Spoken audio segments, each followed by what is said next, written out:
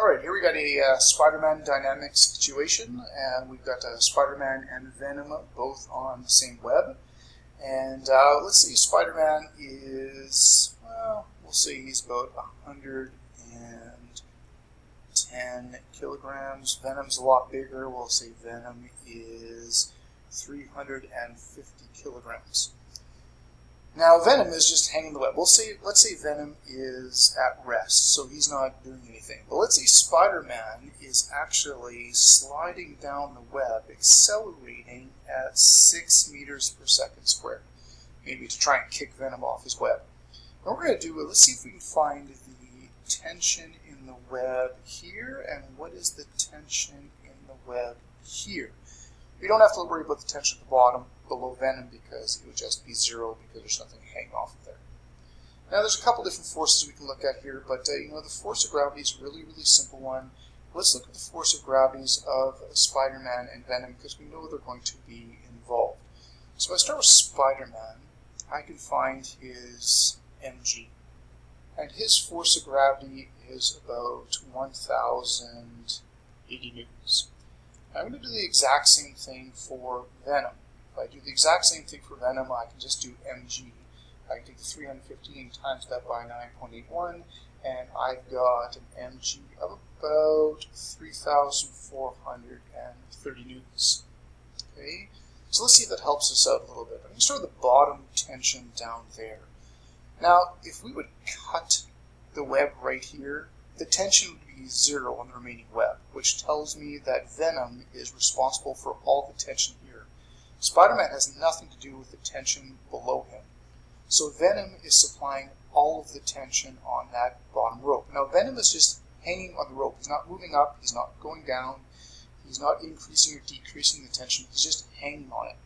So his force of gravity is actually supplying the tension in the web. So for that bottom part, the tension would just be the 3,430 newtons of force supplied by his force of gravity, and that's it. Now, for the one up here, it's a little bit more complicated because Spider-Man isn't at rest, he's actually accelerating. So let's see what we can do with that. Let's see if we can find out, if we do F equals ma, we can find out how much force is actually being used to actually slide down the web. So I do F equals ma for Spider-Man. We've got a mass of 110, we've got an acceleration of 6, so that would give us a net force of 660 newtons. So there is 1,080 newtons of force pulling down on Spider-Man. 660 of that is being used to actually move him. So then, where's the other force? You're missing like 400 newtons of force. Well, that missing 400 newtons of force must be tension in the web supplied by Spider-Man. So there's 420 newtons for tension. Okay, so let's piece this together.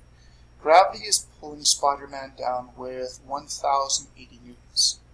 He's only using 660 of that to slide, so he's still sort of holding on with 420 sort of slow him down, which supplies tension in the web. So if it was just Spider-Man by himself, the tension in the web up here would be 440, but it's not just Spider-Man. The web at the very top has to support both Venom and Spider-Man. So, first of all, that tension in the web is supporting Venom. So that tension up there has to have 3,430 newtons of tension just to support Venom.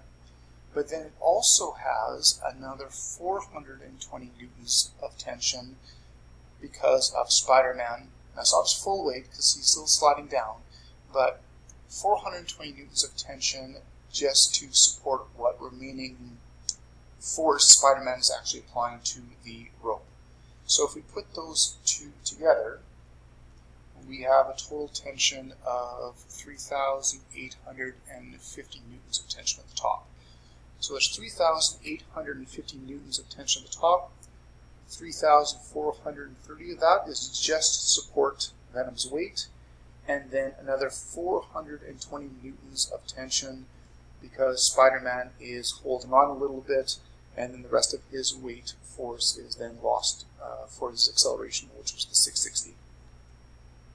Now this is just one way to actually look at the situation. There's a few other ways you could solve it, using accelerations and forces in different combinations, but the overall result should still be the same. And it makes sense that the tension in the top web is the greatest, and the tension in the middle is less because it has nothing to do with Spider-Man.